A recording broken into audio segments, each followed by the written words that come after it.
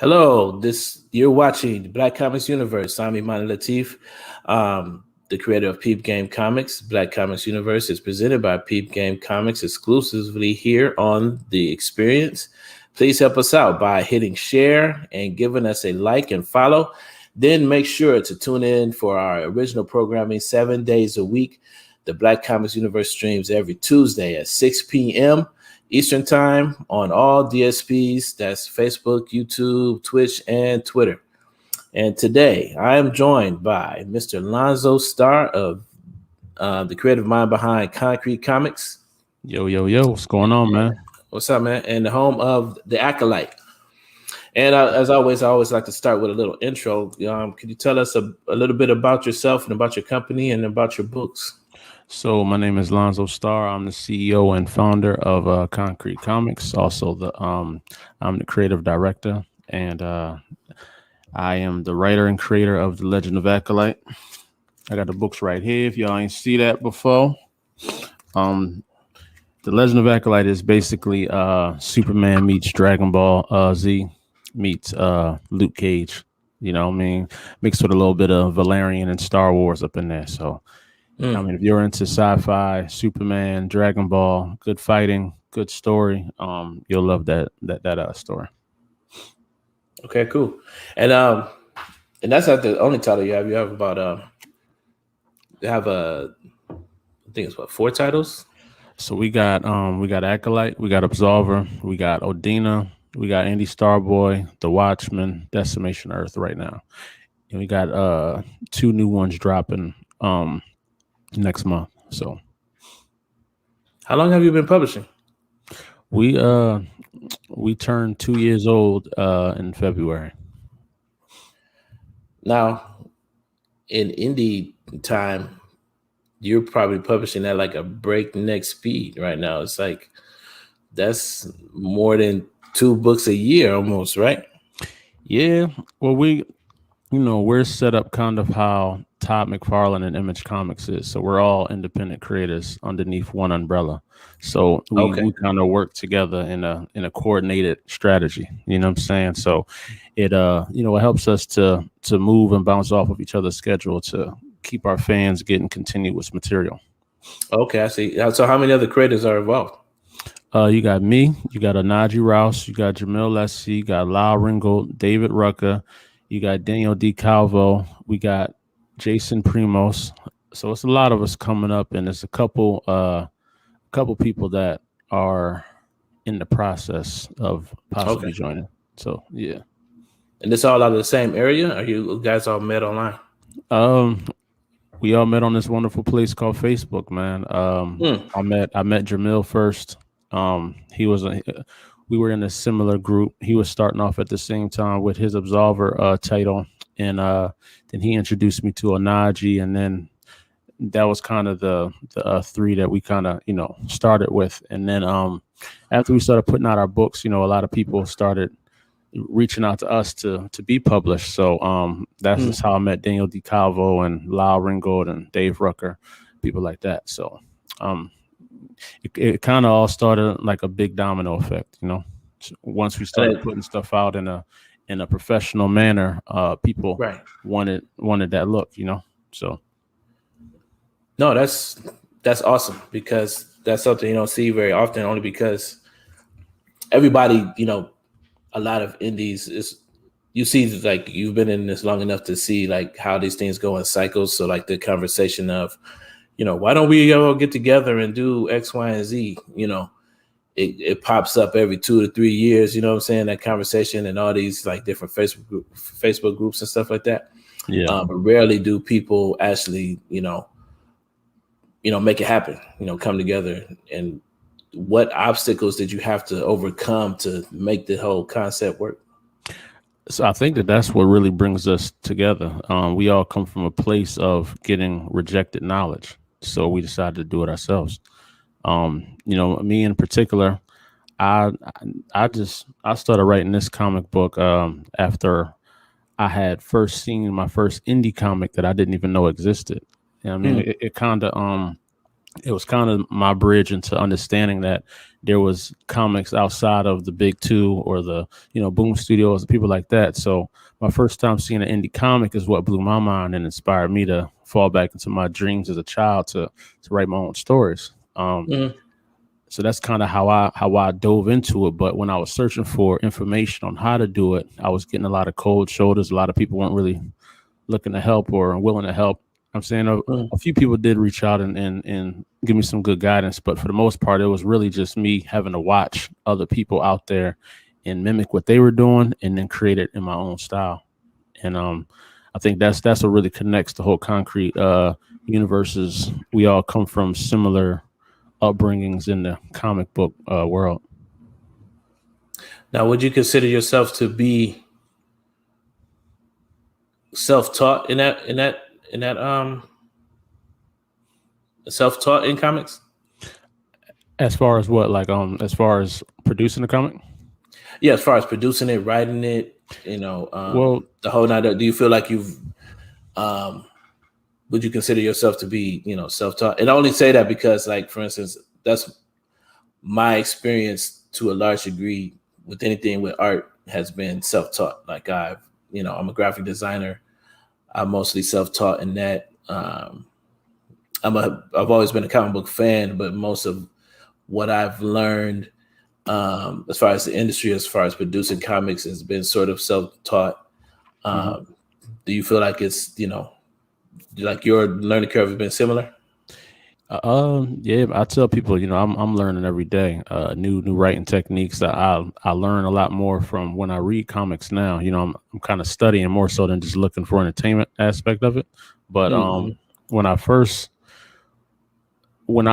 discovered indie comics, well, how I got into indie comics was I ran across a comic called Dark Eagle by Miles Salas, and he had like an animation. So I had contacted him because I was inspired by the animation and it didn't have a theme song. So I wanted to produce a theme song for it. So when I made the production and the beat, he sent me the script to read so I can know the character that I was rapping about.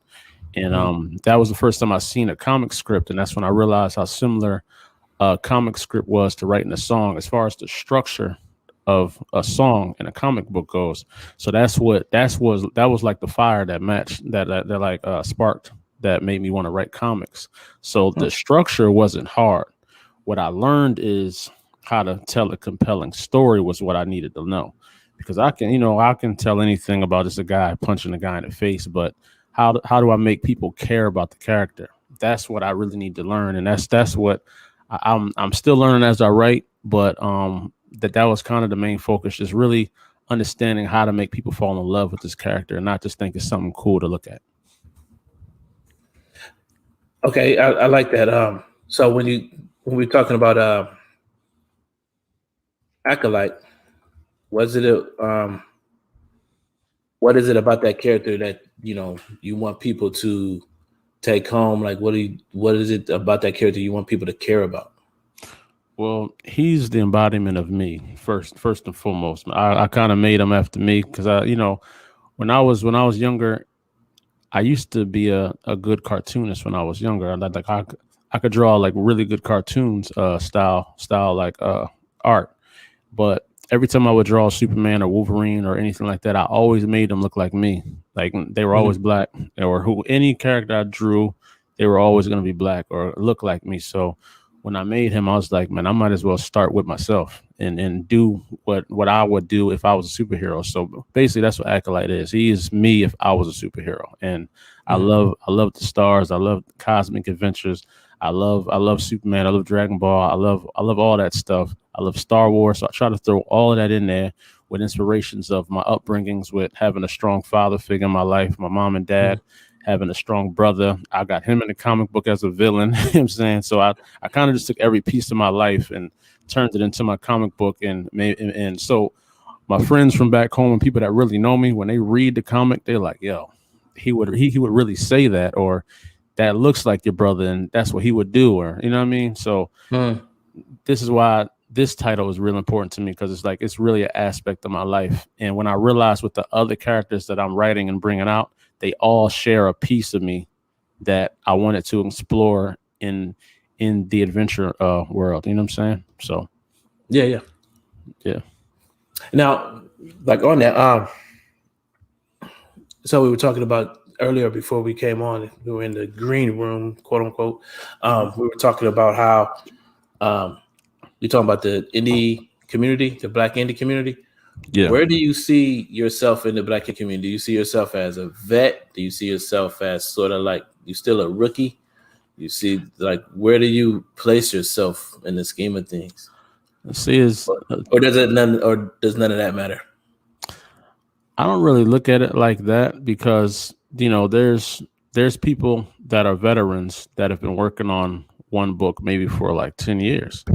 And then there's people that have just came in a game and maybe got a bunch of titles. So looking at the person with the bunch of titles, you would think he's the veteran, when the person that been in the game for the longest is really the veteran. It's just, so I guess it's just about perspective, and being a veteran and being a rookie doesn't dictate your knowledge. You know what I'm saying? Right. To me, I don't really look at myself as a vet or anything like that. I still look at myself as a rookie, because I'm new, I'm learning. There's so many people that have been here way longer than me, but other people that approach me do see me as a vet, because they're following from the outside looking in. You know what I'm saying? No, so, that's one of the, when I started my company about it's going on 7 years ago. It was hard to gauge, because I run across people that have been in it for a very long time, as far as years, but at the same time, it always boiled down to how much they produced. You know, there's some artists that have been in there for a very long time and only have one book. Right. There's some creators out here that are fresh out, may only have one book, but they had a huge Kickstarter,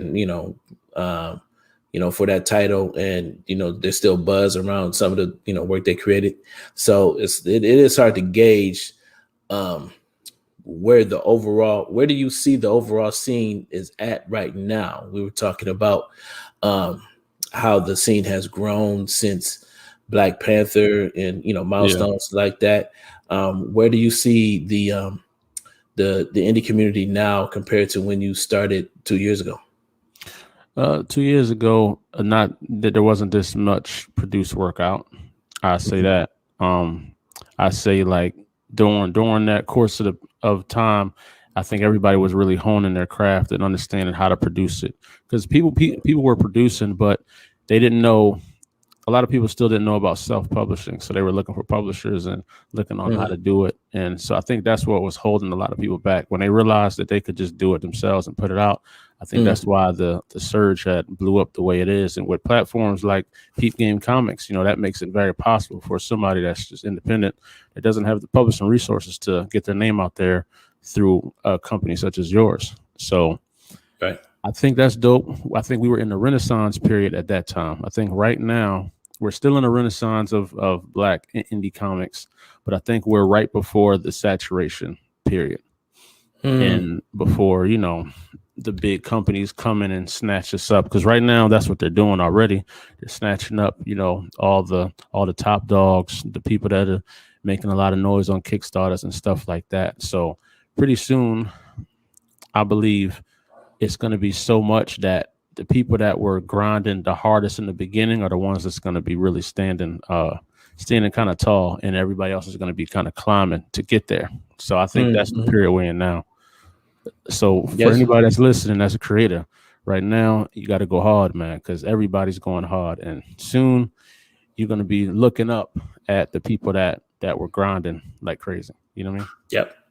I can name 5 people that were on Peep Game Comics that typically what happens is I get them when they're first, starting out or when it's sort of fairly new. And, within 5 years, something happens. Like for the most successful ones, it's like they have to leave the platform because they about to sign a big deal. This is all within the last, 5 or 6 years. So we're talking about Warrior and Coupe with his deal with Dark Horse. We're talking about Tim Fielder with his book Infinitum, which I got over my shoulder here. Okay, I see it. We got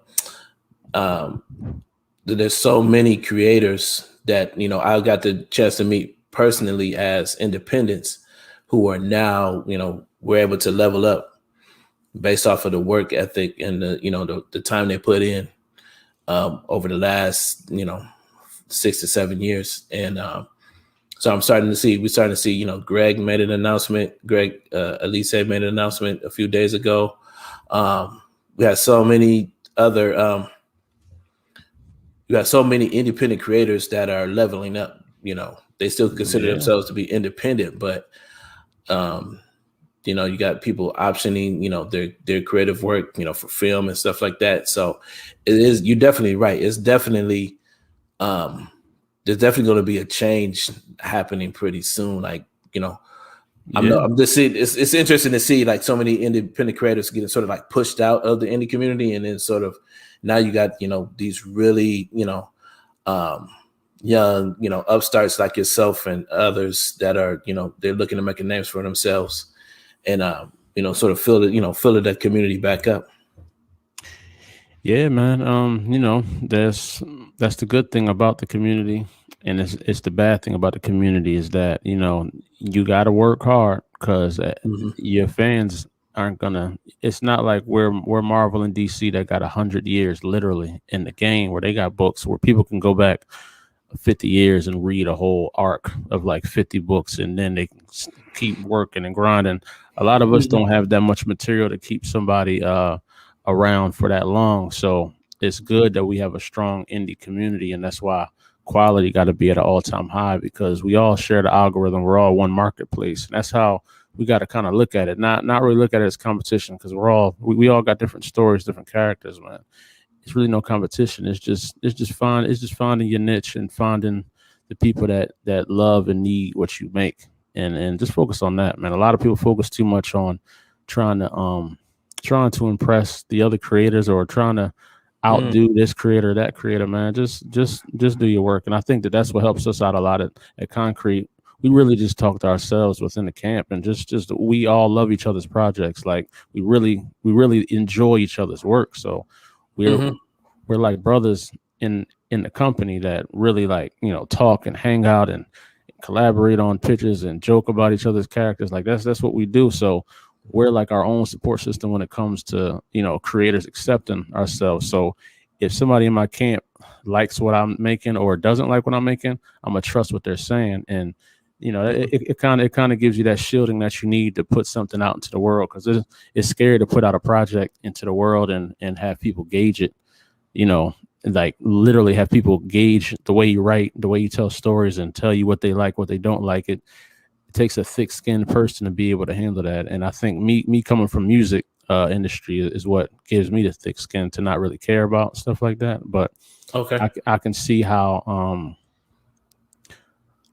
easily somebody can get tore down if they put out a book and it didn't get good reviews. You know what I'm saying? So yeah. No, I can see that.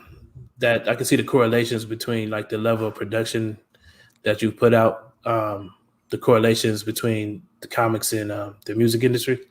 As whereas, in the music industry, you know, it's in your best interest to, constantly be putting out content that, there's not a lot of, then it's not a lot of, it's not of a lot of time to sort of just sit on a project or sit on an album or sit on a song. You got to get it out there. And so I can definitely see how that influenced you guys in terms of being able to put out, several books in a short period of time because, you come from a different mind state into comics, compared to most people who come into comics as fans. And right. Yeah. Thanks, Marcus. Reviews do not always equal sales, especially now true, because everybody has an opinion now. Yeah. So, as long as you have fans, it's like, you can get all the bad reviews in the world. And as long as someone likes it and is willing to put up, money for it, there's always going to be a market. Speaking of which, we were talking about how fast the market is growing for like Black indies in particular. How do you stand out? How do you get past all the noise that seems to be, churning in all these Facebook groups?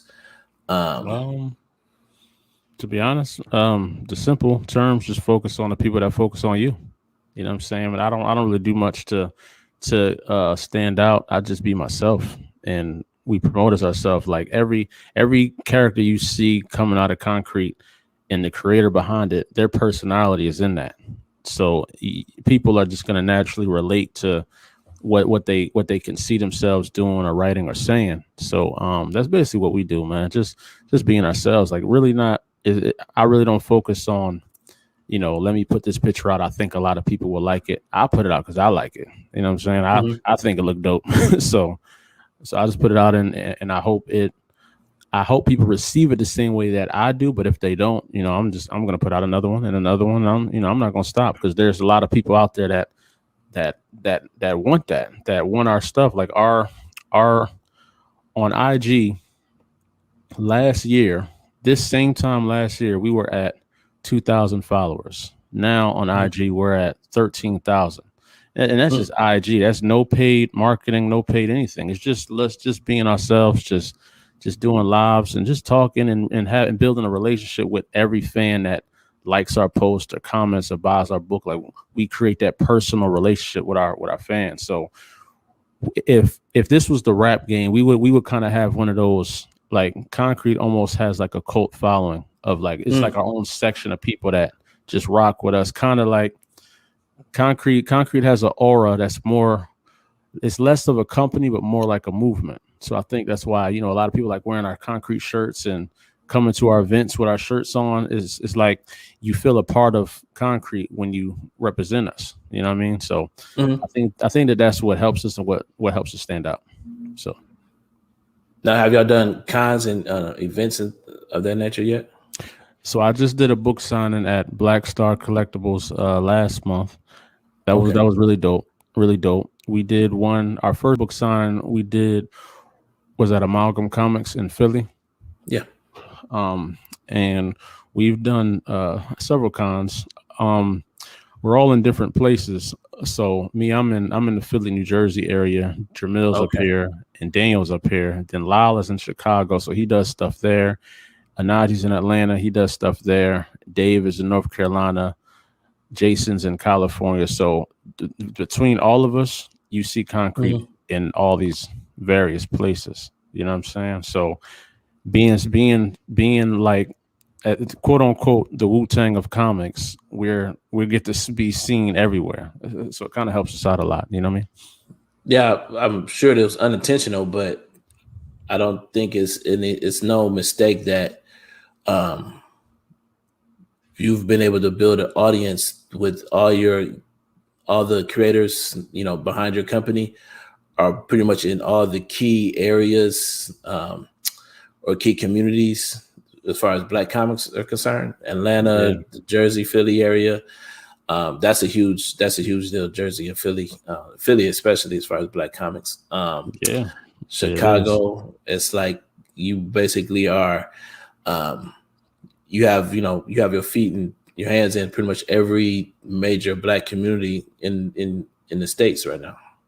Yeah, I definitely didn't plan that at all, but I will say that every character you see in Concrete is like handpicked to be there. A lot of people submit characters and comics to us, but I'm looking to, build a certain lineup. Like every character represents a different representation of the universe, from the cosmic to the earth base to the spiritual base to a daredevil type to a alien from another dimension to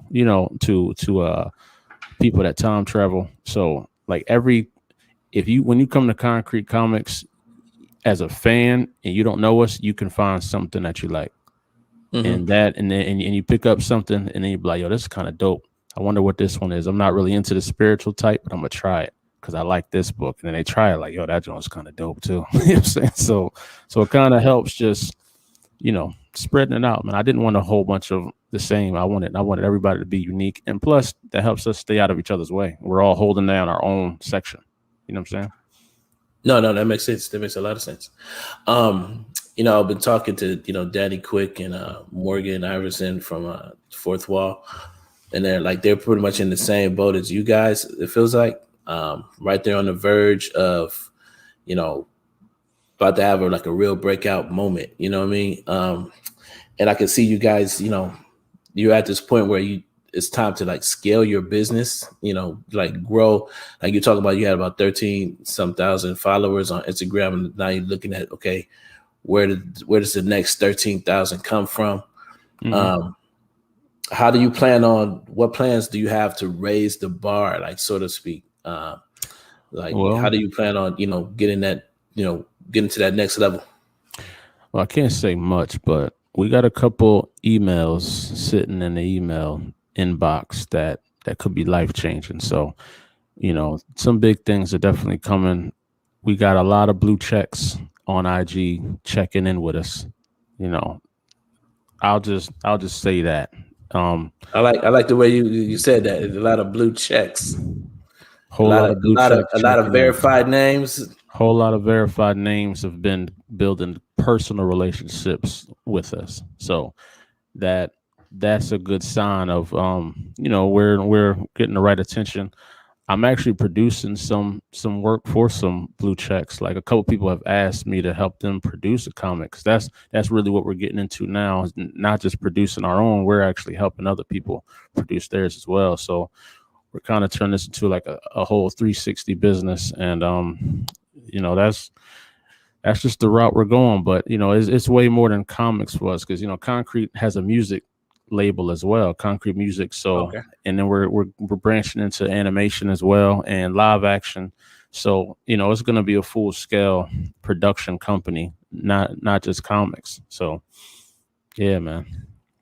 So are you saying you're gonna be in a Speedo, or are you I don't know, man. If I got to, if I got to, man. I mean, I'm willing to lay it on the line, The tights and capes. Hey, man. I'm willing to lay it on the line if I need to. Yeah, you might have to take one for the team, bro. Hey, man, I'm cool with it. All right, real quick, I just want to reset the room. You're watching Black Comics Universe, presented by Peep Game Comics, exclusively here on The Experience. Please help us out by hitting share and giving us a like and follow. Then make sure to tune in for our original programming 7 days a week. Black Comics Universe streams every Tuesday at 6 p.m. Eastern on all DSPs. And again, I'm here with Lonzo Star of Concrete Comics. Yes, sir. Yes, sir. The creator of the Acolyte. That's him. Yep. That's him. That's my guy. Well, that's you, because definitely when I saw there was a couple pages when I saw it with did you have locks at one time or no? Yeah, I had long locks. I might put them back in. I still got my locks. When you cut your locks, you can keep the hair. So if you ever want to reattach, you just reattach. So I'm thinking about putting them back in. My wife is a loctician, and she has and she recently cut her locks. And there's a bag at the house. With all her locks. I got my bag, man. I got my bag right next to the nightstand, man, in case I gotta superhero out real quick. Yeah. I got a friend too that it seems like he takes his out and puts them back in every like 2 to 3 months. Oh yeah. That's ridiculous. No, but no, I like your plan as far as leveling up, and yeah, them blue checks are coming, man. Do Blue you feel checks are it's like coming. um it almost feels bittersweet though? It's like sometimes I worry like, are we losing something when we get to the point where like we signing these these deals, these major deals with the bigger names, or is this like a natural evolution for an independent company? Well, I think it's based upon what your plan is. You know what I'm saying? Yeah. Like if your plan is just to move, like if this was all I was worried about, then the deals I'm looking for would be different. You know what I'm saying? I'd be looking Right. for those single deals, but I'm I'm looking to build concrete as literally like a Marvel or DC. That's what I want it to be. I don't want to attach it to anything. I want us to be standalone. I want it to be a hub where black creators are the majority. You know what I'm saying? People of color are the Mhm. majority, and this is like I want the new normal. I want to be like it normal for you to see a majority 99% black and people of color characters Right. in a universe that's never been seen before, and that's what we have right now. You know what I'm saying? So that's kind of really what we're hunting for. So as far as us signing a deal that will quote unquote be like selling out, that's not what we're going for. But then the term selling out is kind of weird because what really is it? You know what I'm saying? Right. Like selling out would be like if we were an all black company and then we sold to like an all white company and just let them take over everything. That would be selling out to me. I But mean, there's companies that do that. yeah, and to me that's suspect. But if I was if we still owned all our characters and we did a deal with like a a white owned production company that wanted to turn it into a live action or something like that, that's not selling out. That's just Hmm. building on the opportunity and like you said, leveling up something we Right. can't Right. do ourselves. So Right. you know what I mean? I've I've been I've studied this for a long time, and I've been trying. What's so interesting is that you're like me. It's like we belong to a lot of black comic book groups, Yeah, and a ton of those groups have like 15, some thousand people. Another group has 3, 5. It's like so in the virtual world, hmm, I've noticed that like there's a huge community as far as when it comes to black comics, right? yeah, And what's so interesting is that if you were based the impact of black comics just on those numbers alone, you will be extremely disappointed when you step into like an elementary school, and hundreds of thousands of kids in this school, and none of them know who exactly, what anything exactly. is going on. It's like and it's such a humbling experience when when you look at the reality of just how large the market is. Yeah, And as much as I would think that a lot of us as far as indies might want to remain independent, if we want to meet the demand that's out here, um, we have to make deals with major publishing companies or major production companies to um, meet the demand. At least that's what I'm noticing. Now these yeah, could be black companies as well. When you think of Lion Forge Oni, that's a black owned company, um, huge production company, animation and comics, and so it's just that's what it takes to really break, to make that leap into the mainstream, just like music. You know what I mean? It's sort just of like like, music, man. It's not all um, about what you can do. Is who you right. know. A lot of the times, it's literally who you know. Who you know is going to dictate where you can go. You know what I mean? So Mhm. shake hands with people, man, and just be a good guy. Like don't be out here trying to snake people or talking down on people. Just be a good person because you never know who that person is that you may be talking to. Like somebody may not know who you personally are, bro, but they Mhm. may we wanting to publish a comic book and then they say, hey, Peep Game Comics, let me get on here and try to submit my comic, and not knowing they just cursed you out on a Facebook group, last week. You know what I'm saying? So like things like that can happen. So just really, some people got to humble themselves out here, man. Just like at the end of the day, we're making comics. You know what I mean? It shouldn't be so much beef out here, man. I see a lot of beef in these comic streets, and I don't understand it because it's not. It's not real beef.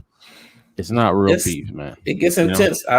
I just walked in. It wasn't my beef, but I walked into some beef today. I was commenting on somebody's post, and it had to do with like Kickstarter fulfillments and stuff like that, which I can imagine can be pretty emotional for folks. But at the same time, it's like, I don't know. Not to say that somebody should let it go, but I've noticed I've seen the good and bad of it. Like I've literally seen a creator get I've seen their creators' business get put out on social media, and people go after this person, and then I've actually seen the same community support that person, and because if they were left to that moment, they might not want to have anything else to do with comics ever again. But I've seen that the community actually lift this person up. I'm talking, and I would say plainly, I'm talking about Dorfis. Okay. She she had it bad for a minute. Like people were coming at her with beef, but then the community came back and they supported her. And so I saw both ends of that. And that's crazy. So I can see how it's like this. And at the same time, you hate to see it, and you would think it's like, okay, it's so weird. Like you think it's like, oh, this is just what happens in hip hop music. Yeah, exactly, man. And I can imagine that could be a culture shock. You coming into comics and you're just thinking, oh, this is just comic books. Well, you looking up. Yeah, seeing it was, it kind of felt like I was, at home again. I was like, oh, okay. I see people in here beefing. I see diss tracks getting dropped and stuff, and people getting dissed on comic covers and stuff like that. So wow, but no, for those reasons, I just stay out the way, man. I rarely voice my opinions. I speak when spoken to, and I just stay out the way. You know what I'm saying? I stay out the way because your opinion's not going to be the same as somebody else's, and everybody can disagree, but it's how you disagree is what makes it respectful. You know what I'm saying? Yeah. What is an opinion that what basically could get you in trouble in a group? Like what's an opinion that you have as far as business that people would be like ready to run you out of town? Well, the one thing I purposely troll on is Batman all the time. You know what I'm saying? I purposely make it a point to troll people that love Batman. You know what I mean? Okay.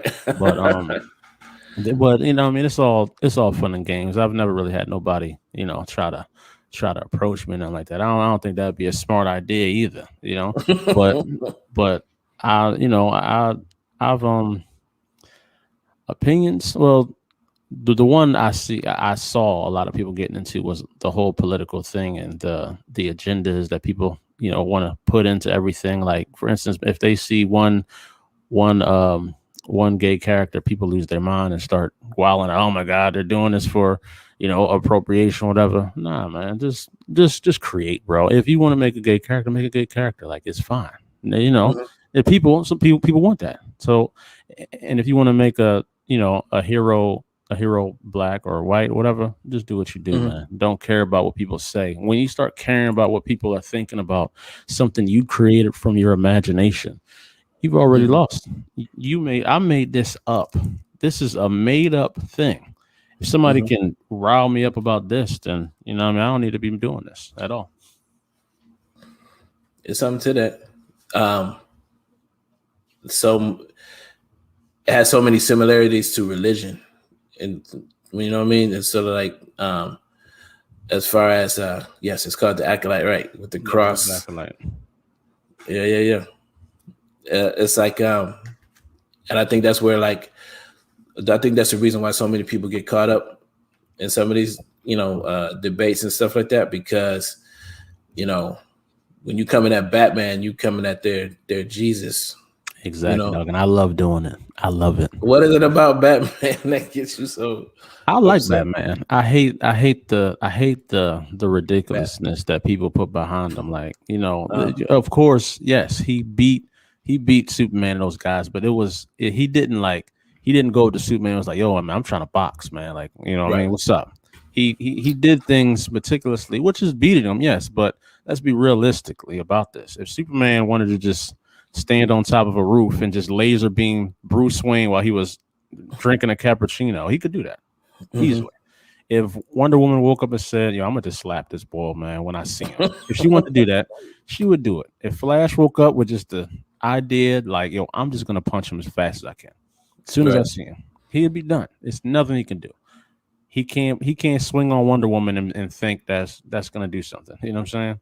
Right. So I've seen people saying Batman could sneak up on Wolverine. Like, this is ridiculous. Wolverine be smelling people from like 2 miles away. You know what I'm saying? Like, he literally be smelling people from 2 miles away and tracking them down. He can hear them sounds. Like, let's be honest here. Batman is cool. Let's just let him be cool. Let him fight, the Jokers and the Riddlers and stuff like that. Like, don't say he can outwit the spider sense and stuff like that. Like that really gets under me, man. You know what I'm saying? Yeah, people ready to fight about Batman and Superman, or the Batman versus Superman and all that kind of stuff. They're out of pocket, bro. I stay out of all that stuff. No, but we were talking about how you plan on leveling up. Is there anything about the industry that sort of like you feel like needs to be changed, or you have, like, if you had the opportunity, like say you had $1 million, like what would you do in this industry that would sort of like shake it up or break it? Shit, if I had $1 million, you said?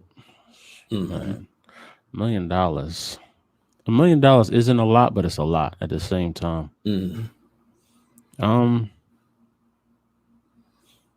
I think with $1 million, I would really try to form like my own animation production company and be a hub for us. That's what we need out here. I know there's a lot of animation companies out here, but they're very hard to work with, man. Unless you're talking big money and big plans and got your whole thing mapped out. Doing animation is more, making a comic book is a gamble, because that's a lot of money you put into that. But putting in an animation that doesn't succeed, and you're looking at putting down like a mortgage right there, like putting down a house payment to make an animation. So, that's something that we definitely need. But $1 million, I would be looking to really, create hubs, create places where young kids that never knew they could have a business, like have a job doing comics, could learn how to make comics at a young age. If I knew that, that's something I would have done when I was younger. So I would do a lot more in the community, most definitely. Like just finding kids like me. Like there's nothing like being at a con and a little kid come up to your table and his eyes are just like, yo, they look like me. Like that's dope. You know what I'm saying? Like they're looking at Acolyte like they look at Superman now. They're like, yo, my goal with Acolyte is I want them kids that are at a lunch table arguing about who their favorite superhero is and can this dude beat this guy.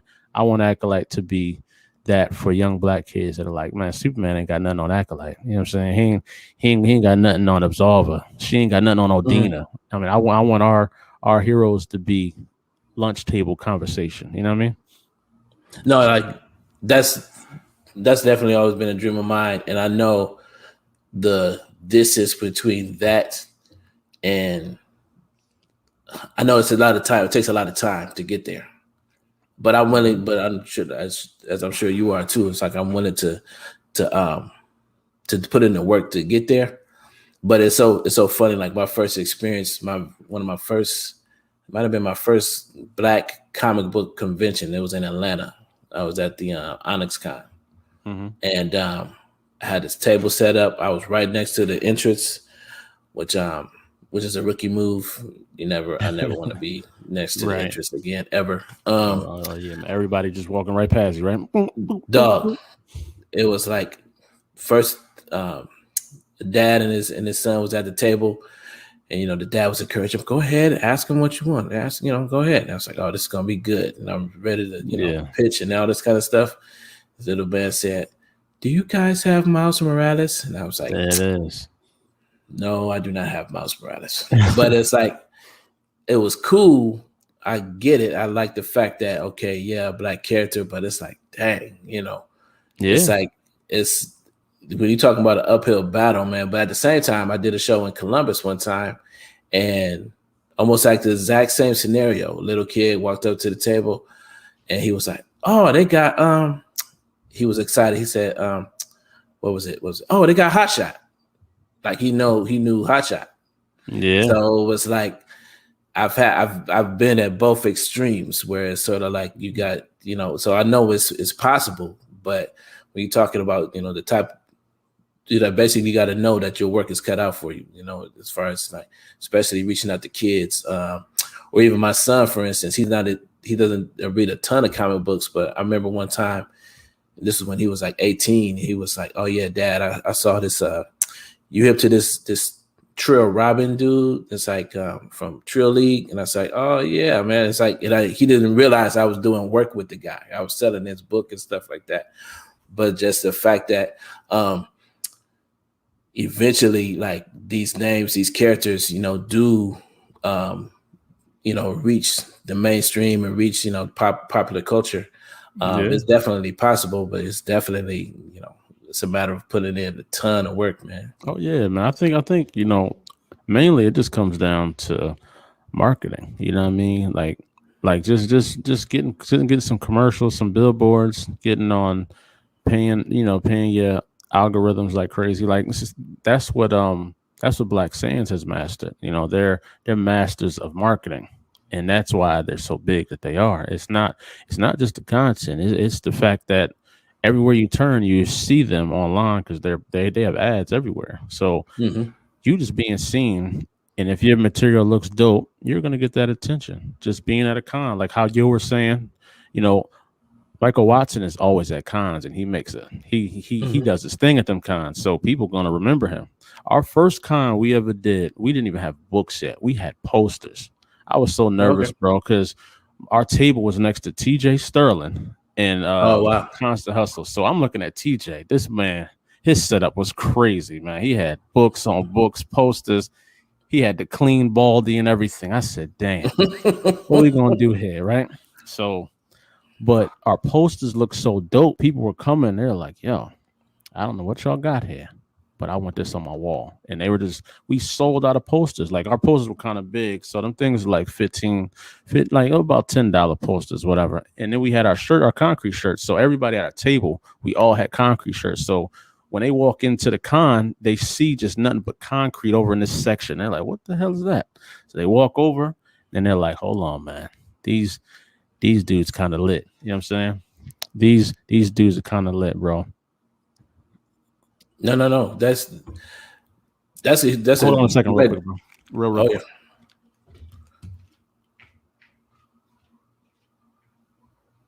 Again, you're tuning into the Black Comics Universe. About to be closing out here in a minute here. Yeah. Sorry about that, man. I had the door locked over there. Oh no problem. But yeah, man.